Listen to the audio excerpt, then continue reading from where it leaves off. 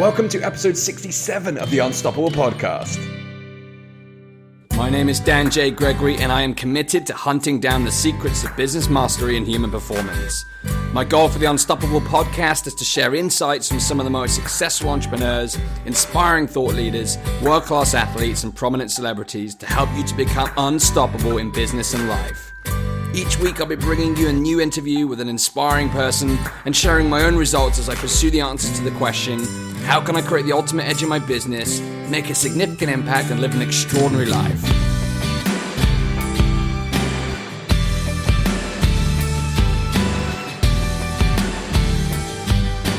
Hello and welcome to episode 67 of the Unstoppable Podcast. I've got a big episode for you today on the art of working less and winning more. Have you ever felt like there is too much to do and not enough time to do it? Have you ever felt like you don't know where to start, or you'd rather be doing something you're more passionate about, or you're doing a lot of work but not getting anything important done, you're not seeing results, you're tired of doing these menial tasks, you're running in circles, you feel overwhelmed, constantly running out of time? Me too. You see, I decided to become an entrepreneur at 25 years old, but it took me until age 29 to actually leave my corporate job behind, and then I struggled terribly for 18 months, and now I'm trying to make up for lost time. So I'm going at some kind of pace to kind of make up for that 7-year period where, I should have been in business and making my mark on the world, but for whatever reasons, as you know, as listening to the Unstoppable Podcast, it didn't happen until age 29, and now I'm really cranking it to make up for lost time. But the problem with that mindset, firstly, is it just means that I'm trying to do too much. I'm just ramming my diary full of activity, to-do list. And, it's great because it's a polar opposite of what I was doing at the beginning of my entrepreneurial journey where, I was stuck in inertia, procrastination, fear, self-doubt, overwhelm. Now I have a totally different type of overwhelm from just getting out there and trying to do too much. And I want to give you a little analogy. I've used it once before on the podcast. I want to put you in the picture so you can really feel this. So imagine you're sit beside a Olympic-sized swimming pool. The Olympics have just been on the TV and the Paralympics have just been on the TV. So if you caught any of that, you may know what a gigantic swimming pool looks like. So picture the swimming pool. Put yourself, in the stands overlooking the pool. And then you see me at one end of the pool, right? In the pool, ready to swim. You're like, oh, there's Dan. And this is what I do when I'm about to swim. I turn and face to where I need to go. And then I get my head under the water, and then I slam myself across that pool. I'd be splash, splash, splash, splash. Arms going everywhere, legs going everywhere, water going everywhere, all this noise. You just think, what is this guy doing? And then you'll watch me as I'm swimming, I'm making progress. I'm potentially going off course. I'm going to swim into someone else. I dodge, I go. I don't come up for breath once. I'm just splash, splash, splash, splash, splash. And finally, I make it to the other side of the pool. And you see me get to the other side, my head finally comes out of the water, I grab onto the side, I'm breathing, I'm out of breath, I've just slammed it across the water without breathing. And then you see the person in the lane next to me who's just casually been swimming nice and smoothly, and then they reach the other side, and what do? They turn around and they go the other way, and they go back to the other side. There's me just heaving out of breath, right? So I just wanted to give you that analogy because that is how I typically live life, right? So I'll set a goal, look where I need to go, and then go splashing towards it, and not necessarily doing it in the most elegant or smooth way forward, and not necessarily coming up for breath. And that's certainly what it's been feeling like for the last few weeks. And I used to talk about being in the warp, when I was in corporate, I was working so hard that I didn't actually take the time out to really reflect upon what's most important to me and what I really wanted. I was so focused on the task at hand that it took really getting to that leverage point where I really realized that I was totally unfulfilled, totally unsatisfied. And, 4 years later, from the age 25 to 29, I was still in the corporate just because I was just in that warp. And I use that swimming analogy to really notice how important it is to come up for breath, to come up and take note of what's going on. And over the last couple of weeks, I'm going on holiday as I'm recording this now. As you're listening to this, I'm on holiday. If you're listening to this week commencing the 26th of September 2016, I'm on a boat near Spain, chilling out. I recorded this on Saturday, but leading up to this point, I've been working my arse off, just really gunning for it. Long days, 8 till 8. minimum. And it's been really tough. So I've kind of been trying to do too many things at once. It's led to chaos, stress, and overwhelm. And this has been a pattern over the past couple of weeks, but if I'm honest with myself, that's just typically how I operate. It's that smash across the swimming pool to get to the other side, see the goal and head for it at full speed, but not coming up for breath. And what I've realized, especially interviewing a lot of the guests I've had on the show, if you've been tuning into those guest interviews, that time out to really reflect and have the space to take the big picture view and absorb what's going on and slow down to speed up has been really, really important. So this episode is all about working less to win more. As I go on holiday, when I come back, I want a greater level of simplicity. For the next quarter, I always plan in 90-day chunks. As I come back, I'll be diving right into quarter 4. So as I jump into the pool of quarter 4, I'm just going to take my time to really figure out how I'm going to go to the next side of the pool. And I'm going to swim more like that person I described in the lane next to me, who's swimming elegantly and smoothly and not creating a splash and able to keep going.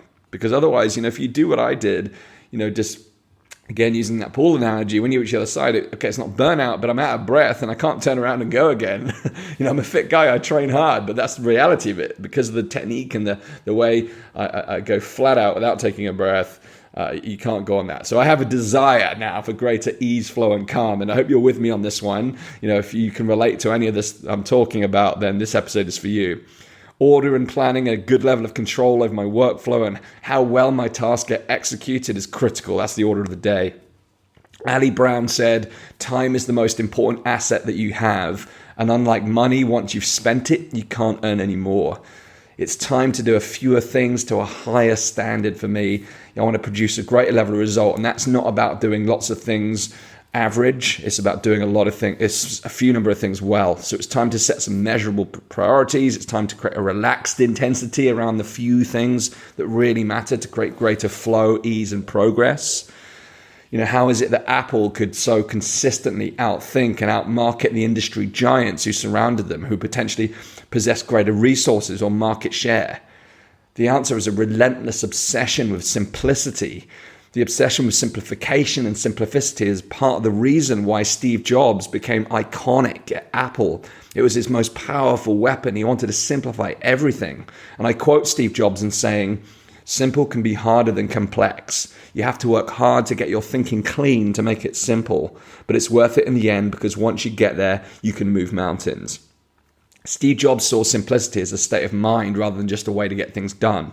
For him, simplicity was about distilling ideas in order to focus solely on the task at hand, no distractions, no complexities. But he also recognized that the world also demanded simpler solutions. And so he delivered them in the form of elegantly crafted products like the iPod, the iPad, and the iPhone. And even in the marketing, it was based around simplicity and sophistication. The great American author Henry David Thoreau once said, "Our life is frittered away by detail. Simply simplify."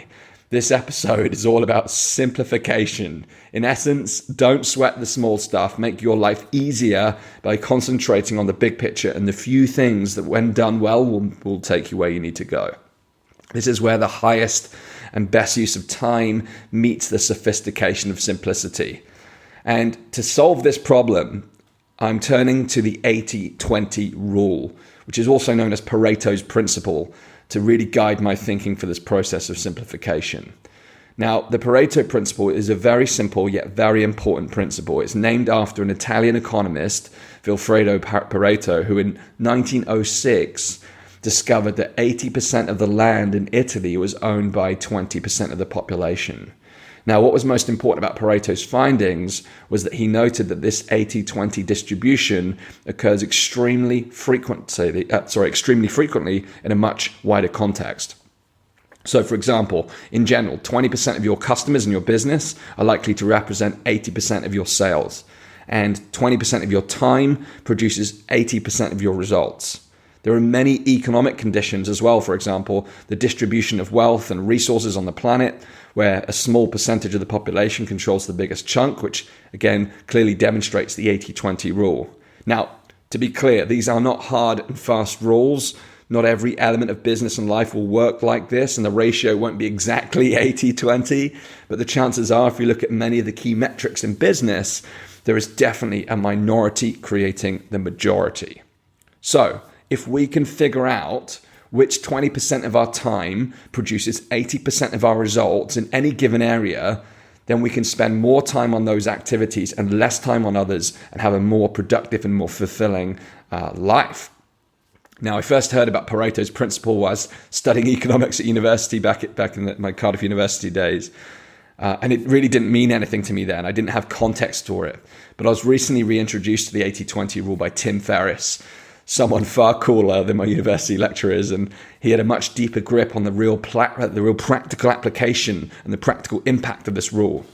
Now, Tim showed me that when you effectively implement this 80-20 rule, you no longer become trapped in the warp of complexity and the overwhelm, and you no longer allow yourself to be distracted by emails and tweets and social media messages, these things that interrupt us at will, or that incessant email checking activity, and these meaningless activities that occasionally we fill our diary with, these ineffective tasks. We no longer get distracted by these things, and instead we allow space for thinking and planning and execution with effectiveness.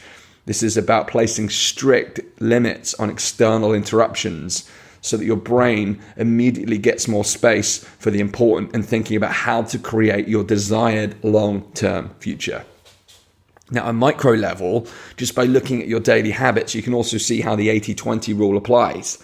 The key for me is to find those consistent activities that produce the highest and most effective results, and to focus all of my attention on those most important tasks and strip out the rest. So, how do we apply the 80-20 principle to enhance our business and our life? So it begins by starting to look at how you spend your time each hour of the day across a typical week. And I'm going to run you through a 5-step process that I'm going through right now in my own business and life that you can adopt right now in your own business as well. So step 1 is to make a list of the 20% of your work that leads to 80% of your results. Which actions get you closer to your goals? Which actions create the biggest results? What tasks, when completed exceptionally well, move the needle in your business? What tasks help you to advance your products? What activities make you most happy? What are you most passionate about doing? Step 1 is to identify that 20% of work that leads to 80% of your results. Step 2 is to now list the 20% of tasks that create 80% of your stress. What are the tasks that you hate doing? What are the tasks that don't get you results? What are the tasks that waste your time? What are the tasks that could be done by someone else? This is about identifying the 20% of tasks that create most of your stress and most of your frustration and most of your distraction. Make a list of those 20%. And by doing this, these 2 simple first steps, you'll get to know what's working for you and what isn't. You will establish what you like to do and what you shouldn't be doing. Now, this is the next critical part. Number 3, pick the 20% of your tasks that produce 80% of your results and add them to your to-do list, and figure out how you can do more of the things that produce the greatest results or joy each and every day. These are the tasks that you need to center upon to move the needle in your business and to enhance the fulfillment of life. Number 4, here's what we do next. Everything else, those 20% that cause the greatest stress, frustration, overwhelm, distraction, these tasks go on your not to-do list. So you've got 4 lists. You've got 4 lists here. List number 1 is the 20% of things that create the greatest impact. List number 2 is the 20% of things that create the greatest stress or overwhelm or distraction. Now we're creating 2 new lists. Number 1 is the to-do list, all those things that add the most value to your business and your life. And the second list, number 4, is the not to-do list. These are the things that you need to let go. Your job is to eliminate, systemize, delegate, or outsource the 20% that cause you the most stress. If you've identified an activity that leads you to be miserable, why on earth would you keep doing it? If you know that an activity is not yielding results, don't do it. If it has to be done, does it have to be done by you specifically? Can you delegate it to someone else? Can you outsource the task? Can you train or teach someone else in your team to do it? It's time to let go. I know as entrepreneurs, we are extremely protective of the work that we do. We're extremely prone to believe that we can do it all ourselves, or we believe we can do it better.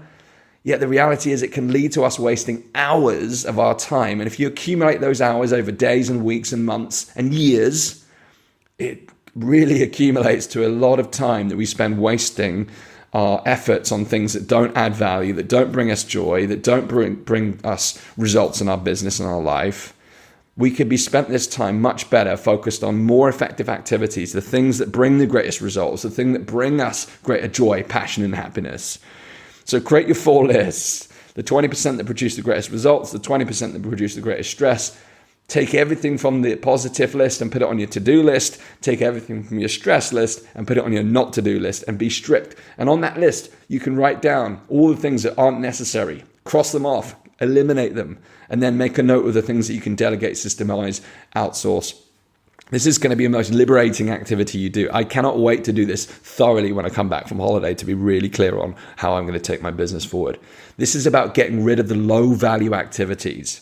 Simplification in business should be driven by the need to add value to your customers and to build your business. So a key step in the process is to proactively clarify what your customers really want and what you can do to make them more successful, and in turn make your business more profitable in the process. So drop the activities that do not add value to your customers or your business. The final step, step number 5, is to set a date and time every single week to do this 80-20 analysis of your activity. It's about constant, never-ending improvement. It's about constantly looking at, are you working on the most effective things? And I spoke about that analogy at the beginning about swimming from one side of the pool to the other. It's about coming up for breath, taking a look around. Is what you're working on right now producing the results that you want it to? The success formula in life is know what you want, to create a plan, take the action, but also to notice what you're getting. As you're taking the action, are they producing the results that you need? So that final step is to set a date and time every single week to do this 80-20 analysis of your activity. And I know this all sounds very simple, and guess what? It's supposed to be. This is about simplification, but few people actually stop to do this. And it's truly possible to spend the majority of your time doing the things that not only make the greatest difference for you, but are also aligned with doing what you absolutely love. The things that you're most passionate about, most happy, the things that bring out the joy in you. But the only way to get there is by taking this Pareto approach, this 80-20 principle seriously. It's going to make all the difference. I'm excited to do it myself. Now, initially going through this process on a basic level, I realized that I've got my priorities the wrong way around. I've got my 80-20 the wrong way around. You see, I've been spending 80% of my time producing content, whereas right now, it's more important for me to be spending 80% of my time promoting and building my business and sharing the content, making connections with new people, promoting my products and service, and only 20% of my time producing content. And there are stacks of activities that I either need to stop doing or find a way to outsource. It's about getting the priorities in order. To help me with that, to help me free up time, we've hired a cleaner to take care of the house to free up more time. I now have some support with the podcast, but I've got to be really strict with myself now and really cut down to the essential activities that produce the greatest result, and do these things at a phenomenal standard. I've been spreading myself too thin, trying to do too much, and as a result, I'm not doing things effectively, and I'm not doing things at the world-class standard that I aspire to. The only way to create that is to do a few things exceptionally well. So I'm looking at every single way that I can free up my time to only focus on those few most important activities that are going to create the greatest results in my business and my customers, and figuring out the most effective ways of completing those activities by eliminating all complexity. You see, complexity to me is the enemy of execution. When I first started in business, I tried to make everything so complex, it slowed me down to a complete halt. So right now I'm asking myself every single time I look at my to-do list, my tasks, is there a simpler way to achieve the same result with less time and less effort and by using fewer resources? This enables me to really figure out, how do I do this the most effective way? That question again for you. You want to write this down. Ask yourself this as you look at your to-do list. Is there a simpler way to achieve the same result with less time and less effort and by using fewer resources?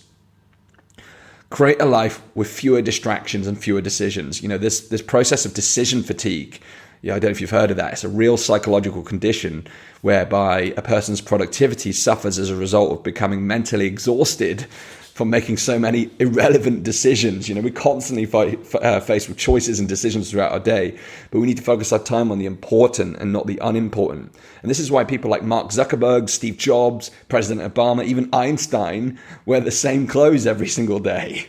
This process of simplification is about freeing up the mental space to produce your greatest work. I read that, Obama's stylist has these 2 suits that Obama wears so that he doesn't have to think about what to wear in the mornings. It's taken care of so he can focus his attention on the important decisions that make the difference to an entire nation.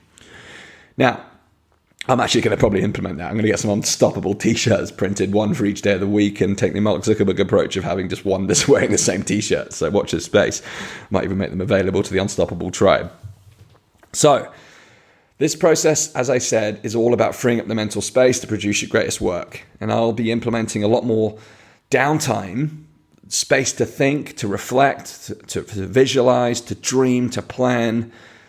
I think this is so important, and it's something I picked up from a number of my guests. I'm not coming up for air. When you swim from one side to the other, you're not breathing. You're destroying your ability to create. So this downtime, this space to reflect, gives you that mental space which you need to develop clarity. You can't be a great strategist when you're hustling from morning till night. Greatness is about craft rather than graft.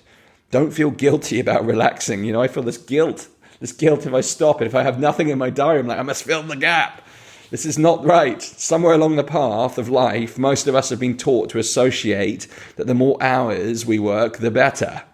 This has led to many of us working relentlessly just to fill the day. And, there's people I follow on my Facebook newsfeed, people like Gary Vaynerchuk, who's all about the hustle. And, you can take the principle of that. But the goal is not to work as many hours in the day. The goal is to be fulfilled, happy, effective, and live in accordance with our desired lifestyle. So don't make happiness some distant goal that's only achieved when you reach your ultimate objectives, a year or 5 years or 10 years or 20 years down the line. Don't postpone happiness and joy. Happiness is a daily habit when we live life by deliberate design. Now, I hope this 5-step process has been at least thought-provoking for you. You can apply this 80-20 rule to simplify any area of your life. We concentrated on business today, but think about this. Which 20% of your friends provide 80% of your support and enjoyment? Which 20% of your experiences provide 80% of your happiness? Which 20% of your workouts lead to 80% of your physical results? You can apply this 80-20 rule to any area of your life. And I'm excited about embracing the sophistication of simplicity, working less and winning more. And, with this episode recorded now, I'm all set almost to go on my holidays. I've got a few things left to do. I've got a week in the sun on the Sunborn yacht in Gibraltar. It's a beautiful hotel, and it's perfectly timed so I can come back, hit the ground running with greater ease and flow. Now, I encourage you to come and join me in the Unstoppable Mastermind on Facebook. It's a private group I've set up where I'm going to be spending a lot of time in there helping you guys over the next 90 days. It's one of those few tasks that I want to focus upon to really make a difference to you, the Unstoppable Tribe. And I hope to see you there and connect with you personally. So please head over to unstoppablepodcast.com/tribe. I would love for you to come and join me in that group and share your experiences of what we've talked about today. Share your experiences of doing this 80-20 analysis. And we can work together to really streamline, to find the things that are going to move the needle in your business and life and lead to that greater level of fulfillment, happiness, and satisfaction. Now, coming up this Thursday on the next podcast episode, I have my most prolific guest yet on the show. You'll be hearing some of the cutting edge and profound business advice from Mr. Ryan Blair. Ryan Blair is a New York Times best-selling author. He's an incredible entrepreneur. He's the CEO of Visalis and a serial entrepreneur who came from having nothing to lose, yet having everything to gain. In his teens, he was involved in gangs, but by the age of 21 years old, Ryan Blair had already founded his first business, 24 Tech, and he's since gone on to create and sell numerous other companies for hundreds of millions of dollars over the course of his career. In 2012, he was named one of Ernst & Young's Entrepreneurs of the Year, and he's a contributor for things like LinkedIn, the Financial Times, Forbes, And in less than 3 years of being in charge of Visalis, he took the company from 39 million in revenue to surpassing over 1 billion in total sales. So he has an incredible track record. He's done some amazing things. And in March 2013, he started his own venture capital fund, #1, which has invested in several very successful startups. And he's documented his path to success in his new book, which he proves, where he shares his step-by-step process for overcoming any obstacle in business and life, and showing how the survival skills that he learned from his nothing-to-lose mindset from the way he grew up can be applied to everyday life and business. You do not want to miss this episode. Ryan's going to be sharing his inspiring story and sharing some of the content from his brand new book, which is destined again for the bestseller list, the New York Times bestseller list. Again, the first book was #1 on the New York Times. This guy has got some serious clout. So be sure to subscribe to the show so that you do not miss this fantastic episode coming up on Thursday. And that is all for this week. Until next time, go out there, simplify your life, unleash your greatness, build your empire, make your impact, and live your ultimate life. You are unstoppable.